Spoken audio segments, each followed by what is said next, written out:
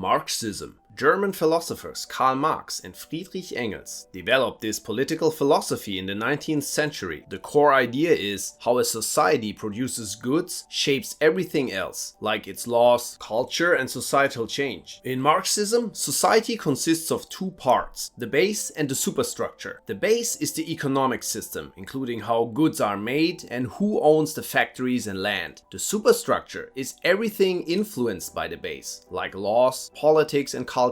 Marxism explains that new technology can make old ways of producing goods outdated, causing problems and conflicts. These conflicts lead to big changes in society. Marxism highlights the struggle between two classes. The bourgeoisie, which is a small group of wealthy and powerful people who own factories and land, and the proletariat, which is pretty much the workforce or the workers' class. Marxism argues that the elite exploits the workers' class in this system. Marxists propose replacing this with a system where the workers share ownership and goods are only produced to directly satisfy human needs, instead of focusing on private profits. Marx himself believed that capitalism would eventually fail because it couldn't improve everyone's lives. He thought workers would start a revolution leading to socialism. Leninism, based on the ideas of Russian revolutionary leader Vladimir Lenin, this ideology aims for a dictatorship of the working class. Lenin believed that a small dedicated group of revolutionaries called the Vanguard Party would lead the working class. This party would guide and organize the workers to overthrow the existing capitalist government and establish communism. In this system, the working class holds control over state power, takes control of the economy, prevents domestic industrial competition, and redistributes resources to ensure equality. Leninism supports holding direct elections within the ruling Workers' Party. Elected representatives join workers' councils, which take over private property and turn it into collective ownership. During this time, the party must govern strongly to stop any attempts to reverse the revolution and to help move towards a permanent communist society. Lenin expanded on Marx's ideas by arguing that capitalism had reached a new stage called imperialism, where powerful countries exploit weaker ones for resources and markets. Lenin believed that imperialism would lead to more conflicts and revolutions worldwide. Stalinism, the official political ideology of the Soviet Union, developed by Joseph Stalin in the 1920s. Stalinism is a synthesis of Marxism and Leninism. Like Leninism, it holds that a communist revolution is needed to replace capitalism. A one-party socialist state takes over and controls the industry, suppresses opposition and counter-revolution, and promotes state ownership of natural resources and production means to pave the way for an eventual communist society that would be classless and stateless. It's also known as Marxism-Leninism, which today is the ideology of the ruling parties in China, Cuba, Laos, Vietnam, and others. Trotskyism. Leon Trotsky, a Russian revolutionary and Marxist theorist, developed this communist ideology. Trotsky believed that the working class should continue to push for revolution worldwide and emphasized the need for international solidarity among workers. Unlike Lenin, he argued that communism or socialism in one country wouldn't survive without global revolutions. Trotsky opposed Joseph Stalin's policies. He criticized his authoritarian rule and claimed that the Soviet Union became a degenerated workers' state where class struggles re-emerged in a new form. Trotskyists advocate for a workers' democracy with elected councils making decisions. They opposed the centralized and bureaucratic control seen under Stalin. Maoism. This was a communist trend developed by Mao Zedong, the leader of the Chinese Communist Party and the founding father of the People's Republic of China. Mao believed that in agrarian societies like China, peasants were the main force behind revolution. Central was the theory of new democracy, which stated that a socialist state can only be formed through a national, popular, democratic, anti-feudal, and anti-imperialist revolution led by communists. Maoism also advocates for a strategy called the People's War, which involves guerrilla warfare. Revolutionaries should build support among the rural population and gradually encircle and take over cities. To prevent the rise of a new elite and to keep the revolutionary spirit alive, Maoism emphasizes the need for continuous cultural revolution. For example, the New Culture and May 4th movements in the 1910s and 20s aimed to root out old customs and thinking, plus educate the masses, taking away power from a small group of educated elites. Maoism encourages self-reliance and independence from foreign influence, focusing on local industry and collective agriculture to meet the country's needs without relying on external assistance. Mao Zedong also used what he called the mass line leadership method, where he supposedly learned from the people, understood their needs, and implemented policies that reflected those needs while encouraging collective action. Anarchist Communism. This is a political ideology that seeks a stateless, classless society with collective ownership of resources while retaining personal property. It's rooted in anarchist principles, emphasizing the abolition of a government and hierarchies. Factories, land, and machines are collectively owned, but personal items like watches remain individually owned. It follows the Marxist principle: everyone should contribute what they can and receive what they need. There's no money, prices, or wages. People decide for themselves what they need, but within the context of a community that ensures fair distribution and prevents exploitation. It relies on the idea that in a cooperative society, people would be motivated by mutual aid and fairness, not greed or competition. People work in necessary roles they find fulfilling for a communal effort, not just for survival. Anarchist communism is an egalitarian philosophy. It ensures freedom and well-being for everyone, not just the wealthy, at least on paper. It also opposes the idea that communal property requires force to maintain. It advocates for decentralized confederations of communes rather than centralized state control. Communities operate independently but cooperate with each other to work on common goals and share resources as needed. This structure promotes local decision-making and autonomy. This system also opposes patriotism and loyalty to the state, favoring community-based governance. Historical examples include the anarchist territories of the Ukrainian Maghnovshchina during the Russian Revolution and revolutionary Catalonia during the Spanish Revolution. Primitive communism. This is a way to describe the ancient gift economies of hunter-gatherer societies where resources and property are shared among all members based on individual needs. There was no concept of private ownership, everything was owned collectively. This concept is often credited to Karl Marx and Friedrich Engels as well. Religious communism. This form of communism arises from the teachings and principles of a religion. It promotes communal ownership and sharing of goods among members. Unlike Marxism, which aims to eliminate religion, religious communism is rooted in religious beliefs. Religious communism often predates secular communism as well. Historical examples include 17th century Protestant movements that rejected personal property and practiced communal living, the religious Shakers community in England where all goods were shared, and the Hutterites, a branch of Anabaptists in North America that practiced a form of communism based on strict adherence to biblical principles and community rules. Even early Christian teachings and practices are sometimes seen as examples of communism. Acts 4:35 describes early Christians in Jerusalem sharing all possessions. Christian communists believe Jesus taught and practiced communist principles. Left communism. This is a critical branch of communism that seeks to uphold what it views as true Marxist principles, opposing many mainstream communist and socialist practices. It emerged during World War